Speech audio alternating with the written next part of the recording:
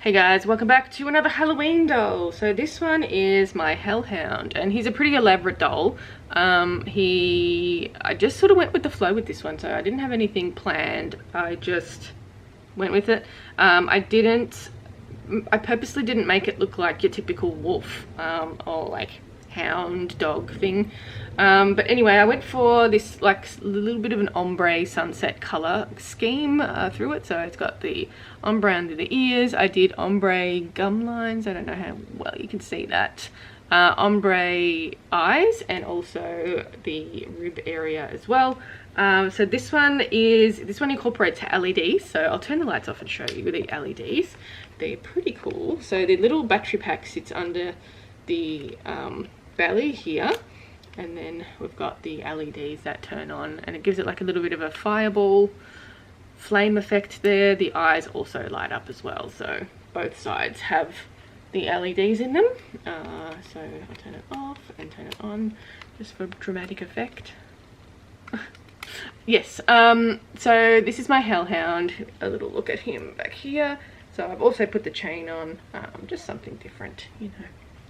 But yeah, so this guy is now available in my shop along with Count Catula, my two Halloween dolls.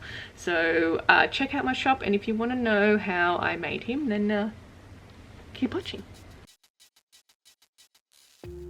Okay, so I'm starting off by creating a little ombre effect out of some polymer clay. I've used the combination of some white, some yellow, and some orange to create like this ombre effect. I had this idea that I was going to make the gum lines this ombre effect, so it sort of accentuates like a flame fire feel to it. I've never done anything like this before, so I thought this was, something different. I'll give it a go, see how it turns out. Super happy with the way it turned out though. I've never actually made an ombre out of clay. Like, I know how to do it, but I've never done it before. So yeah, I really enjoyed the way it turned out. And I basically just ran it through a pasta roller multiple times to create the ombre effect. And you sort of got to fold it over on itself. And then yeah, I did one with some red and orange as well, just to see sort of what color I liked more. I did end up using the orange and red one for the tongue though, so I thought that was a good little addition, I guess. So I basically just sculpting out the section of the lower jaw. This is quite an eccentric doll, so there's a bit of work that goes into this one. And then I've placed the yellowy orange sunset color onto the inside of the mouth, adding some yellow in the middle, and then I'm just mapping out where I want the teeth to sit. So these teeth are going to be quite large, so I'm just going with the flow with this sculpt. There's no real design that I had in my head. It was just a Hellhound that I didn't want to look like a typical wolf. So for the teeth, I'm using some translucent Sculpey. Perfect for teeth. I get a lot of questions asking what I do for my teeth, and I sculpt them out of translucent Sculpey, and just add them to the inside of the mouth, I guess. So I cut out a piece for the tongue and stuck it on as well. For the top of the jaw, I am sculpting these separately, and then I'm going to bring them together. For the top of the jaw, same sort of deal, except I'm using an aluminium foil core, and that sort of keeps the weight down and keeps the thickness of the clay to a minimum so it bakes in the oven. So again, I'm adding that sunset clay onto the top of the jaw and just sort of seeing where it's going to sit. And again, the same deal with the teeth. I'm mapping out where I want the teeth to sit, and then I'm going to add them with the polymer clay, the translucent polymer clay. And again, these are quite big teeth. I just did really big teeth for this one. So once that's been sculpted, I'm moving on to the nose. I decided to go for a little pink nose for this one, just something a little bit different to break up. It's going to be primarily black, so I wanted a little bit of colour to break it up. And just using my ball tool to create those little nostrils as well.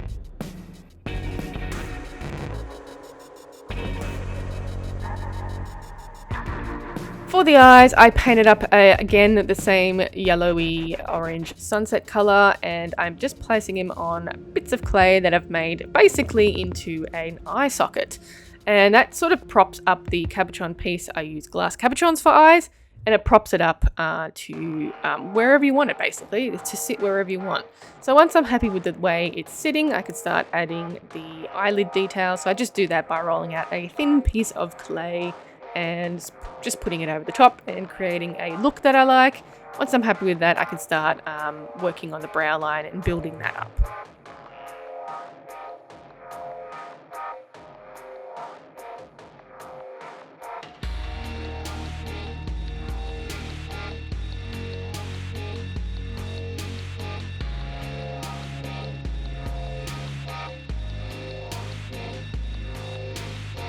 I then attach the lower jaw to the top of the jaw and start building up some areas on the sides of the head. I wanted to keep this head quite light because I wanted to use a smaller armature for this one, which is the 1/8 scale. So I basically came up with the concept of extending the head with the faux fur fabric and keeping the weight to a minimum for this head. Again, I wanted to use a smaller armature, so I didn't want to use a big one for this one.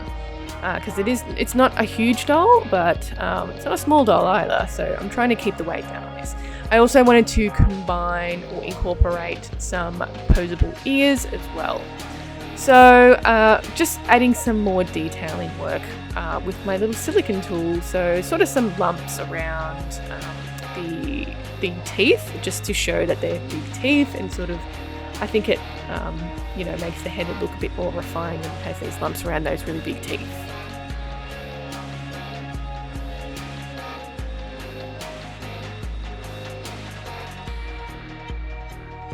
And I was in two minds about what colour I should do the lip line. I sort of toyed with the idea of doing it like a dirty pink or a dusty pink, but I thought the purple would look really good. It's just a little bit of a different colour than what's on the head.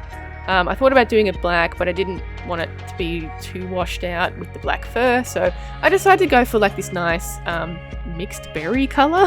Let's call it a mixed berry. So it's like a dark purple basically. It's like a dark reddish purple. And I'm just incorporating that into the head. So for the ears as well, they're quite large ears. They're pointy and large, and they are going to be posable. I sculpted this shape out of some polymer clay as well.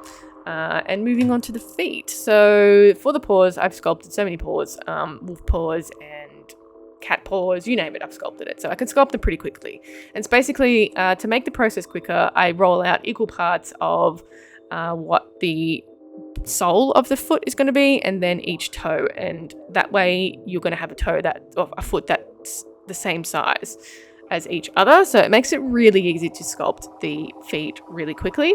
And you don't need to add too many details as well, because I'm going to be covering it in faux fur, so I don't need to add like fur detailing or anything like that. Just basically making a quick wolf paw, slightly larger, and I've made slightly larger claws as well, so it's a little bit different, but not much. And once those pieces are all baked in the oven, I basically constructed the head with another plus armature for these ears so they can be posable. I had an afterthought of doing the inside of the ears an ombre colour as well. So I just painted those up because I did cover it with a fair bit of fur, so it looks really good. I'm glad I went for this ombre in the ears. I was originally going to do like that dusty pink colour, but I just thought, I reckon we need some more sunset colour, so let's do the inside of the ears a sunset colour. And then I can start painting the head in the black. Again, I want to paint it over the white because I'm going to be using black fur, and sometimes the white can easily show through that black fur, so by painting it black, it really helps combine the two materials together and makes it like a seamless transition.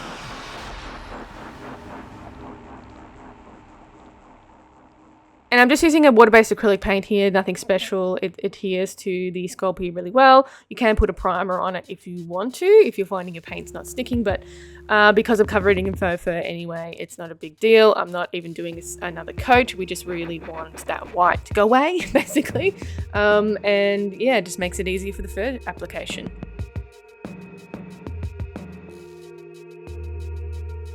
And for the armature, again, I'm using the 1/8 size armature, and I've basically laid out where all the parts, basically. So each front leg's the same size and each back leg is the same size.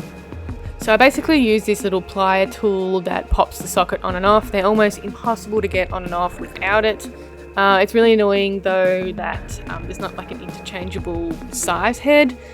So I have to buy like different pliers for each side. So that's really annoying. That's my one gripe when it comes to these types of armatures.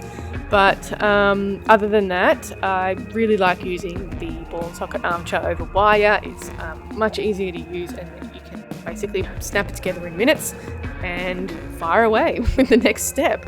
So because I'm wanting this doll to be sort of long and lanky as well, I've made the legs quite long, and the torso piece I want to be quite thin and have like a bit of a curve to it with a slouchy back. So for the LEDs, I'm using a LED strip with a battery pack, and I'm going to be inserting those into the head to before I apply any of the fur or put anything else together. And basically while I was sculpting, I bored out a couple of holes in the back of the eyes and also where the mouth is. So it sort of looks like there's fire coming out the mouth. And I also wanted those eyes to illuminate, so I wanted to make sure those LEDs are going to sit in the spot that look like their pupils. So I spent a bit of time boring out these holes and making sure that the LEDs are going to sit there before I baked it. You can do it after, but I wanted to do it beforehand to make sure I was getting it right. Now, I don't normally add LEDs into my dolls. I've only done it in one other doll, which was one of the Demiguise commissions. The eyes lit up blue. But for this one, you know, I just wanted to have like a fiery lava effect. So I had some sitting here and I thought, hell, let's go. So I am securing them in with some hot glue. This doesn't really affect the LEDs at all. I haven't had a problem with it before. It just secures it in place. And it is removable if need be while I'm putting it together. So I usually let this dry, you know, for half an hour, so it's nice and solid before moving on to the next piece, so I don't accidentally pull out where the LEDs are sitting. And I'll also place a little LED where the mouth is too. Moving on to the rest of the body, this is really cool when the LEDs get in the way. The LED strip gets in the way of the rest of the work, but that's fine. So I'm basically up to the step where I'm going to be needle felting the body, or basically making a form out of polyfill. So I wrap the armature in some pipe cleaners. This doesn't provide any more stability, it just stops the polyfill from slipping around when I'm trying to needle felt it, and it has something to stick to basically. So it's not a hugely necessary step, but I find that it helps a lot and makes the process quicker. So I'm going to wrap it around and then start needle felting. So moving on with the needle felting, I use a polyfill, which is kind of like a cushion stuffing. It works really well for needle felting the inside of dolls. I don't needle felt it really tight. It's just for a basic form. The tighter it is, the more stable the doll is, I will say. And because this doll is quite thin, the needle felting process was quite quick as well. So I'm basically wrapping the whole armature in a layer first. The legs I'm going to keep really thin to a minimum, and around the hip sort of hip place, I'm going to keep that really thin as well, but the chest piece is going to be bigger. Now for the rib section, which is also going to light up with those LEDs, I am painting up a piece of cotton on both sides, so two pieces of cotton in this ombre, same ombre colour that, you know, I've got going around the whole doll.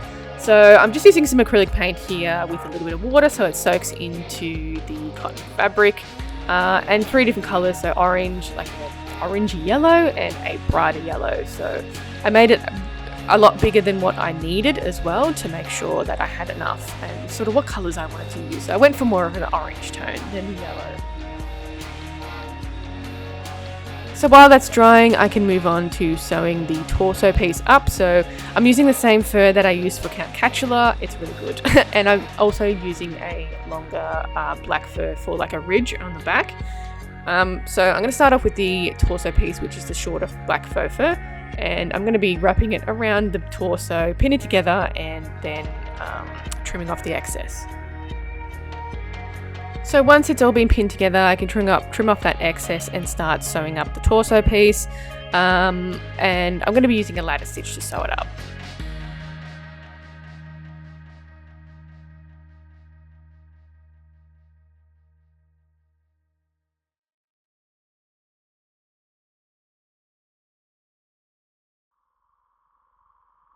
Now, before I sew up the body, I'm going to cut out some spaces for the ribs. So this is where I'm going to be putting that cotton fabric that I painted before into for the LEDs to show through. So I'm just kind of going with the flow where I'm going to put these rib slashes, and I'm going to start out by cutting them with a little Stanley knife or little knife, scalpel, whatever you want to call it. And then I'm going to cut out a rough rib shape on both sides, insert the fabric and glue it all together. And I just turn on the LEDs to make sure they're going to be lining up with the holes that I'm creating and making sure the light's going to show through.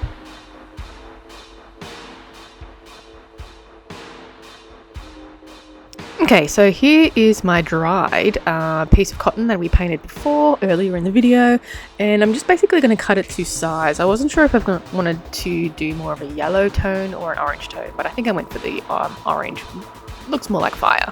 So I'm going to turn the lights off to see how it looks through the cotton fabric. Looking good, pretty happy with it. So I'm going to cut it to size and then shove it in there. So I basically just put the cotton fabric inside and sort of flatten it out, make sure all those crumples are gone, and it's sitting in a colour position that I like. And then I'm going to get a little bit of that tacky fabric glue that I use and place it on each side of the rib to adhere it to the cotton fabric. And we're just going to pin it into place so it doesn't fall off or anything until it dries.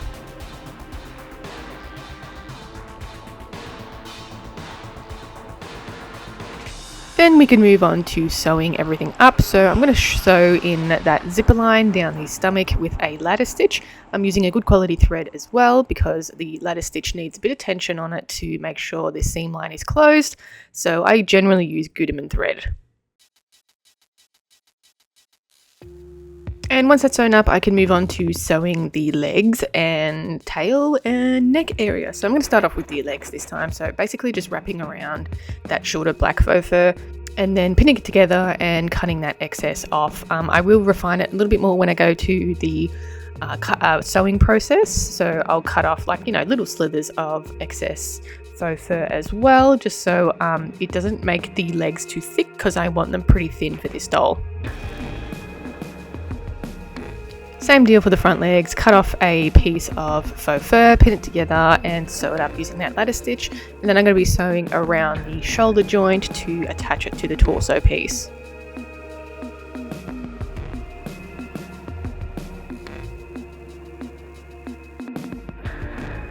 So apparently I didn't film adding the longer hair to the ridge, the neck and the tail, but I added a longer faux fur around those areas just to change it up a little bit and add a little bit more depth to the doll. I also had a little pouch underneath to hide the battery pack for the LEDs, so I can give you a little walkthrough of what it looks like underneath and where the battery pack sits. So it turns on and off obviously, and that will light up the eyes, the mouth and also the rib area. So it is a pretty cool little detail. I definitely want to add more LEDs to dolls, but anyway, that is pretty much how I made this Hellhound. Which one was your favourite Halloween doll? Was it Count Catula or this little Hellhound? Let me know in the comments, and I can start thinking of what I'm going to do for next year's Halloween. I already have an idea of what I'm going to do. But anyway, in the meantime, don't forget to like, subscribe, all that stuff. You can check me out on TikTok, Facebook and Instagram. I go live on TikTok pretty often, so check me out on there if you want to hang out. But anyway, I hope you enjoyed the video, and let me know what you think, and I'll catch you in the next one. Bye!